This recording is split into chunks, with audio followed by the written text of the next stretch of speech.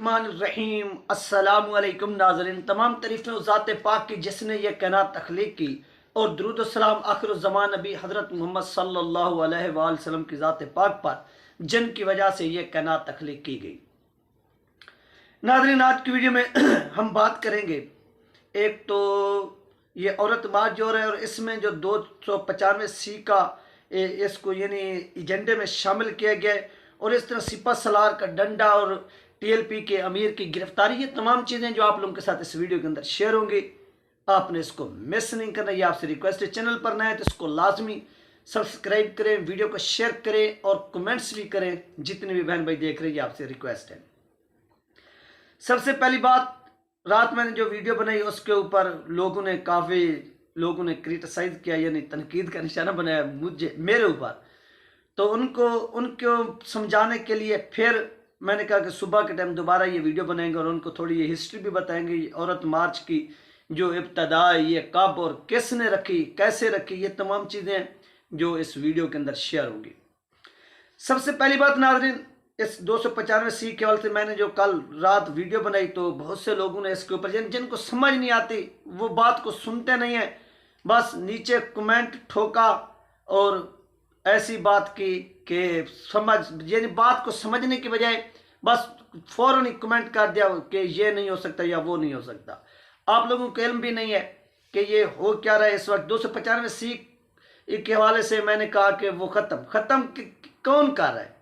ये जो 295 के हवाले से औरत मार्च हो रहा है, इसमें ये स्लोगन बनाए गए हैं, पोस्टर बनाए गए हैं, ये सब कुछ किया गया है कि 295 को ख़त्म किया जाए।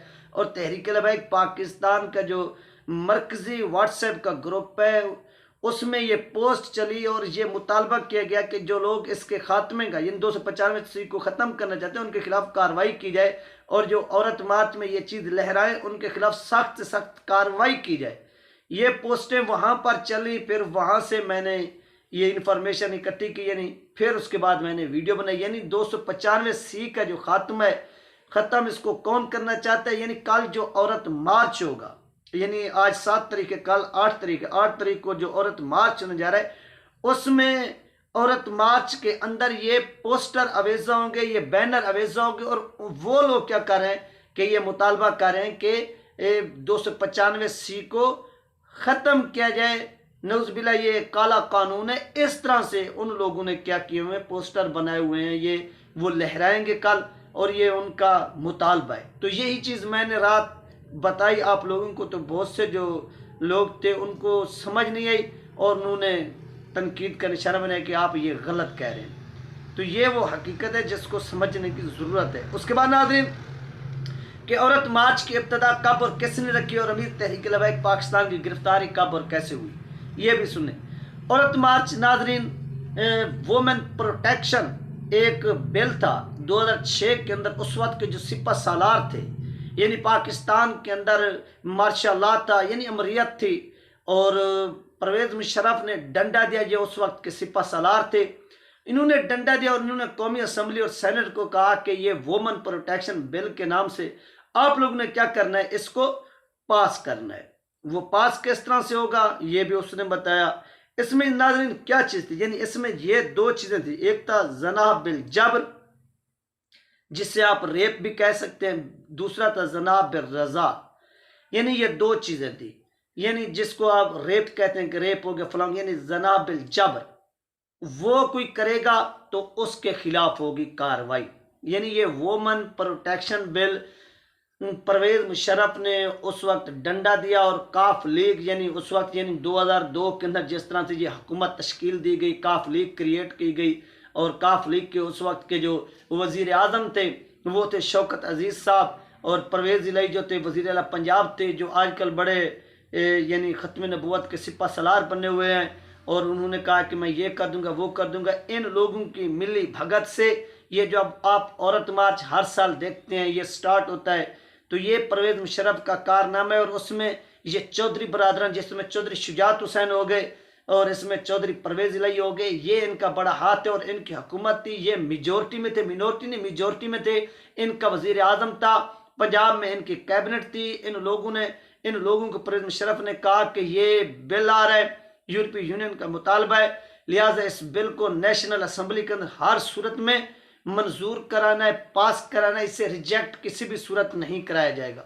ये असम्बली के अंदर पेश होता है और इसे वुमन प्रोटेक्शन बिल का नाम दिया जाता है। यानी जो बंदा जना बिल जबर करेगा उसके खिलाफ कार्रवाई होगी। जो जना बिल रजा करेगा, यानी अगर औरत जाती है अदालत के अंदर, वो कह देती है कि मैं इसमें राजी थी, यानी जो कुछ मेरे साथ हुआ, जो कुछ भी मैं इसमें राजी थी, तो उसके ऊपर किसी किस्म का कोई चार्ज नहीं लगेगा। ये पाकिस्तान के अंदर 2006 के अंदर वुमेन प्रोटेक्शन बिल के नाम पर कानून पास हुआ।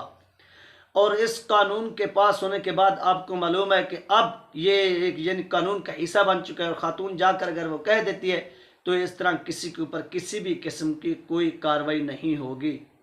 तो इसके खिलाफ जब आवाज़ उठाई गई तो उस वक्त अल्लामा खादिम सैयद रिजवी रहमतुल्लाह अलैह ने आवाज़ उठाई और वो उस वक्त भी गिरफ्तार हुए थे इस बिल के खिलाफ। यानी उस वक्त के जो उलमा हक थे उन्होंने प्रोटेस्ट किया था। उन्होंने कहा कि ये किसी भी सूरत नाकाबिल बर्दाश्त है, ये इस्लाम के ख़िलाफ़ है, लिहाजा इस चीज़ को हम क्या करते हैं, रिजेक्ट करते हैं, मुस्तरद करते हैं, हम इसको नहीं मानते।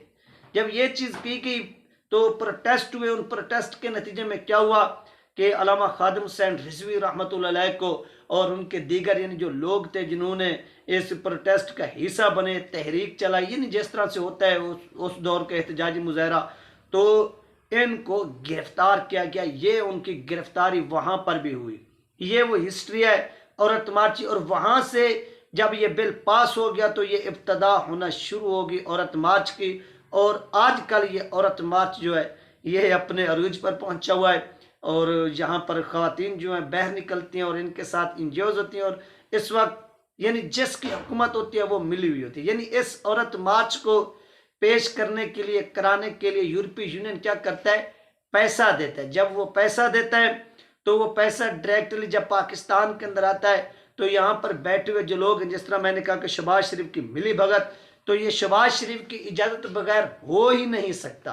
तो शहबाज शरीफ यहाँ पर क्या करेंगे, शहबाज शरीफ पैसा यानी जो वहाँ से पैसा आएगा, जो इस औरत मार्च को लीड कर रही होगी, हेड कर रही होगी ओवरऑल पूरे पाकिस्तान के अंदर जो ऊपर बैठी हुई है उसको, तो वहाँ से पैसा डिवाइड होगा, कुछ हुकूमत को मिलेगा, फिर हुकूमत जिस तरह से इनको प्रोटेक्शन देती है इस तरह से जो है ना ये तमाम चीज़ें डिवाइड होती हैं और ये रल मिल के जो है ना वो खाते हैं पीते हैं। और ये औरत मार्च के नाम पर पाकिस्तान के अंदर ये ऐसा समझ लें कि एक ड्रामा होता है और इसकी ये हिस्ट्री है। और उस वक्त के यानी जब मैंने देखा कि जस्टिस मुजाहिद अनवर ने परवेज़ मुशर्रफ को गद्दार करार दिया और फांसी की सज़ा दी, तो उस वक्त क्या हुआ था आपको मालूम होगा कि बहुत से जो आलम दीन थे, मौलवी हजरात थे, वो भी एहतजाज कर रहे थे कि इसको गलत फांसी दी गई है, ये था या वो था। तो ये कितनी अफसोस का मकाम है कि आप लोग ये हिस्ट्री नहीं देखते कि यार इसने माजी में क्या किया था और इसका करैक्टर क्या रहा था और ये किस तरह से यूरोपीय यूनियन और अमेरिका को खुश करने के लिए इसने कानून बनाए पाकिस्तान के अंदर। इस चीज़ को वो भुला देते हैं, इस चीज़ को वो देखते भी नहीं है। बस उनके नज़दीक यही होता है कि परवेज़ मुशर्रफ एक हीरो था, परवेज़ मुशर्रफ एक हीरो है और ये इस तरह से पेश करते। लेकिन उसके अगर कारनामे आप देखें जो उसने किए पाकिस्तान के यानी जो इस्लामी नज़रियाती असास है उसको जिस तरह से उसने डैमेज किया और उलमा कराम को जिस तरह से उसने गिरफ्तार किया, ये वो चीज़ें जो नाज़रीन हुई हैं पाकिस्तान के अंदर। कोई इसको माने या ना माने लेकिन ये हिस्ट्री का एक हिस्सा है और इस हिस्ट्री को किसी भी सूरत जो है ना वो नज़रअंदाज नहीं किया जा सकता, इसको छुपाया नहीं जा सकता। और इस तरह परवेज़ मुशर्रफ ने इस औरत मार्च की इस बिल को पास करा कर बुनियाद रखी और ये अब हर साल होता है। और इसके पीछे गिरफ्तार कौन कौन शख्सियात हुई ये भी मैंने आपके साथ बयान किया। अब इस मरतबा इनको ये भी एजेंडा सौंपा गया है कि आपने 295C के हवाले से क्या करना है, एक ये पोस्टर बनाने, उनको अवेजा करना है, ये सब कुछ करना है। ये आपको देखने को भी मिलेगा और ये इस मरतबा औरत मार्च के अंदर नारे में भी शामिल होगा कि 295C को ख़त्म किया जाए। तो इससे आप अंदाज़ा लगा सकते हैं कि इस औरत मार्च के पीछे कौन है और पाकिस्तान में इनके पीछे कौन बैठे हुए लोग हैं। ये तमाम चीज़ें आपको अब सोचने की नहीं बल्कि देखने की ज़रूरत है कि आप आंखें अगर खोल के देखेंगे तो आपको नज़र आ जाएगा कि ये जो लोग हैं ये इनके पीछे खड़े हैं। ये थी नाज़रीन अहम तरीन अपडेट जो आप लोगों के साथ शेयर की गई। इंशाल्लाह मिलते हैं नेक्स्ट वीडियो में।